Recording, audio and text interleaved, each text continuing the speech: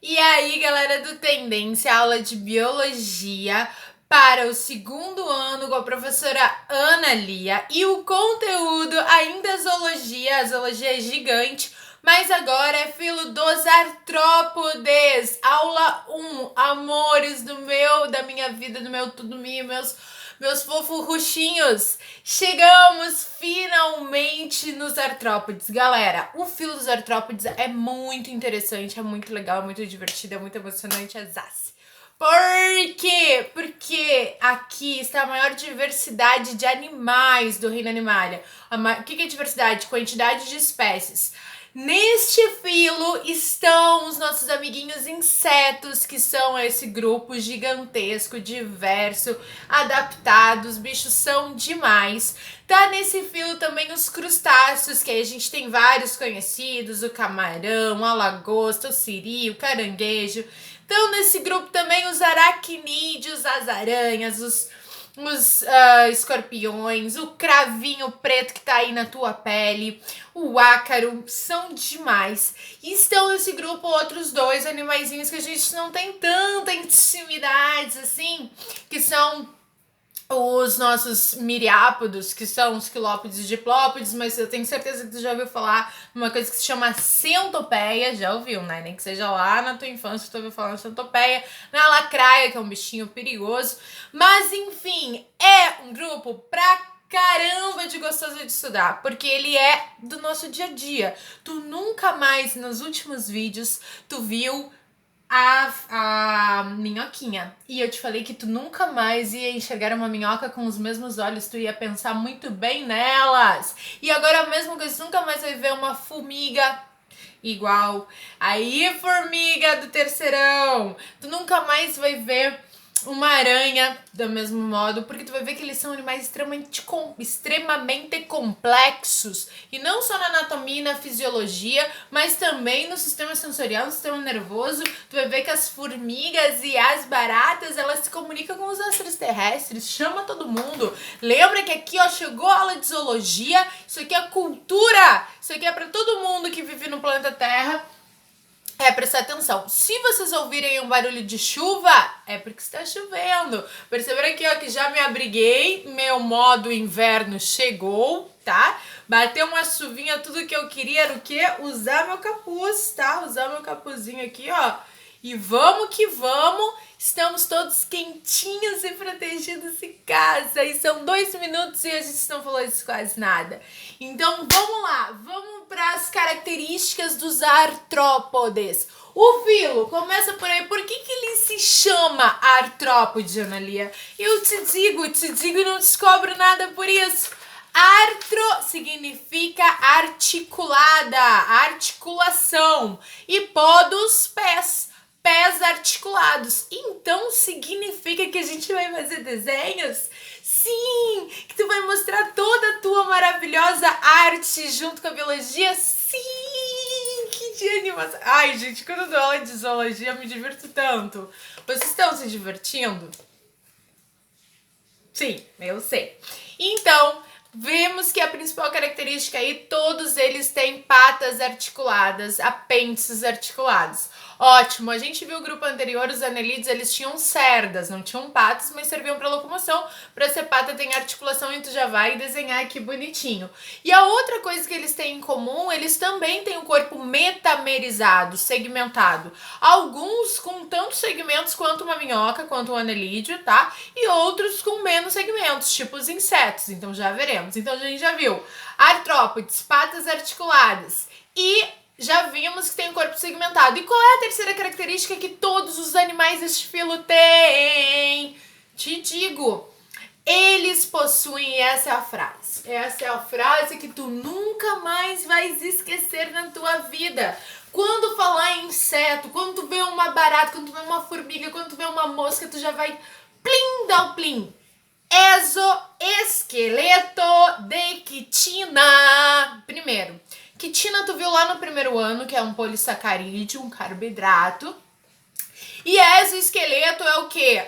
Uma carapaça, uma armadura, uma proteção forte, resistente, meus amores. Se tu tem por exemplo, a Bia Cavalli, se ela tem Uma irmã que estudou no terceiro ano passado vai lembrar disso, é só ir lá perguntar, ela lembra, tá? É só perguntar. Então, o detalhe, gente, a Ari vai lembrar e você também vai lembrar.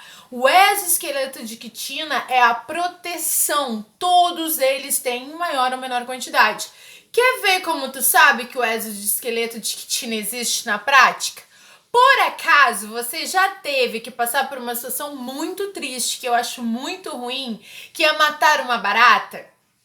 É horrível, eu não consigo, eu sou bióloga, eu não gosto de matar animais, eu tenho medo, sim, eu chamo a pessoa que tá comigo, minha mãe fica me xingando que eu sou uma medrosa, porque eu tenho medo e eu não quero matar, né? Aí eu chamo, mas alguma vez na minha vida eu já tive que fazer isso. Qual é o barulho que a gente tem, que a gente escuta quando mata uma barata?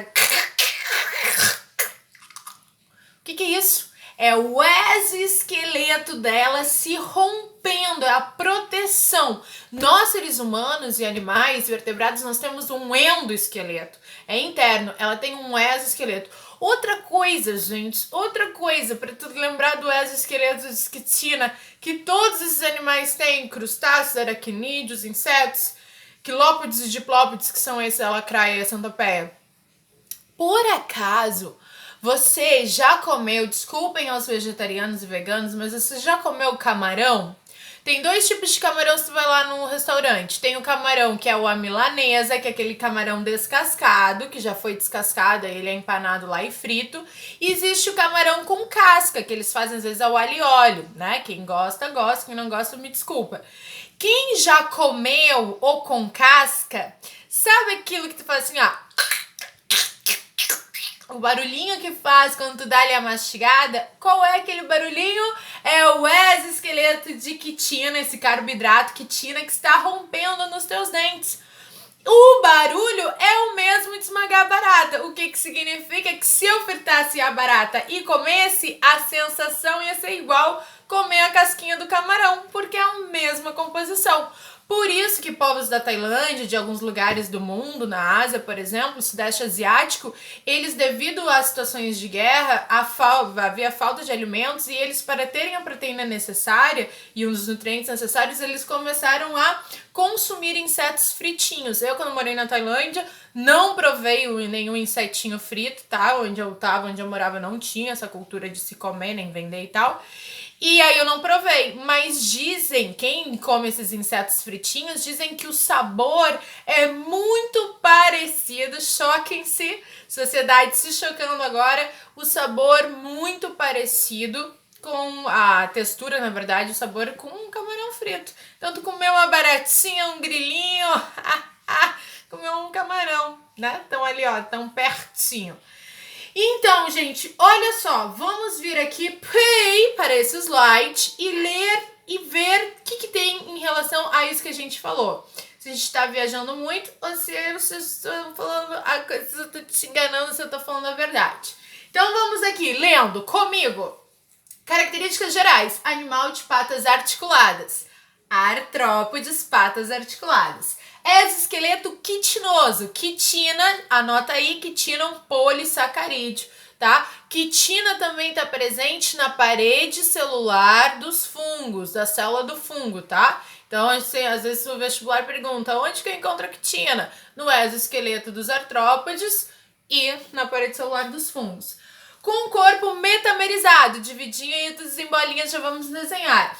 E aí vamos para as características embriológicas. Não nunca na vida nós iremos esquecer dessas características embriológicas. Triblásticos. 3 tecidos embrionários, nenhuma novidade, desde lá da planária, dos plateumintos, somos 3 tecidos embrionários que vão se transformar em órgãos e sistemas depois. Celomados, a minhoca já era celomada, cavidade verdadeira, uma cavidade embriológica que aparece no meio da mesoderme, que é um dos nossos tecidos. E isso já falei, vou sempre repetir. Se não tiver claro, eu vou dar uma aula só sobre isso, vou fazer um vídeo ao final da zoologia, mas é a matériazinha lá do Geraldino na embriologia. e bilaterais. São bilaterais a mesma coisa. Para eu dividir uma barata em 2 pedaços iguais, que tenha mais ou menos as mesmas estruturas, só existe um local para ser dividido, porque os órgãos se espalharam bilateralmente, né? E são protostômios, o que significa que a boca surgiu primeiro, aquele orifíciozinho que tem no embrião, que é o blastóporo, deu origem à boca e não ao ânus. Lembrando que quem dá origem ao ânus é deuterostômio, que o único exemplo é a estrela do mar e os cordados, que são todos os vertebrados, inclusive nós. Mas são protostômios, simetria bilateral, celomados e triblásticos. Essa característica embriológica igual, tudo igual embriologicamente às minhocas. Então não tem novidade aqui em relação aos anelídeos. E o S, segundo item, é a respeito do crescimento, mas eu não vou falar disso porque agora chegou a hora que você vai pegar o seu caderno, já tá fazendo as anotações aí, é claro, vai pegar as suas canetas coloridas, né? Ou não, pode ser uma caneta de uma cor só. Hoje eu estou aqui com um tripé, então eu vou usar meu copinho, que costuma ser meu tripé, para apoiar. É tudo no improviso para você, meu caro aluno. Então vamos lá, vamos fazer um desenho? Então assim, ó, se quiser colocar, já colocou essas características, o filo dos artrópodes tem exoesqueleto de quitina? Sim, tem o corpo metamerizado e apêndices articulados. Aí tu vai escrever aqui, ó, artrópodes. E aí, com lindos desenhos, a gente vai representar essa divisão, os principais grupos. Então, se liga aqui na paradinha. O primeiro grupo, depois a gente já vai ver como é que se chama, o que é subfilo, o que é classe, mas vamos falar de maneira geral. Dos insetos, meus amores. Então, meus amores, como é que tu desenha um insetinho? O inseto mais comum de todos. Existe uma grande diversidade. Tem inseto que voa, tipo borboleta, tem o que caminha, tipo a formiga, tem os gafanhotos que eles pulam e que são herbívoros, tem aquele que te pica, que é um mosquito. Meu Deus, tem inseto pra caramba, né? Tem inseto que a principal fase é a fase larval, tipo as taturanas. Meu Deus, isso vai ficar horas, dias, vidas inteiras estudando. Mas vamos pegar a formiguinha. Se tu desenha a formiguinha, tu desenha 3 bolinhas e tá desenhando uma formiguinha. Olha que bonitinho, já errei ali, ó. 3 bolinhas, vou até pintar a minha formiguinha já que eu errei. O que são essas bolinhas? São as tais partes que a gente chama que são metamerizados.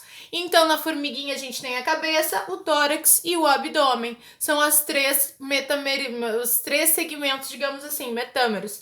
E o que a gente vai ver? Vamos desenhar as antenas, depois a gente vai estudar, a gente tem que saber do inseto, se tem antena, se não tem, quantas partes tem o corpo, quantas patas.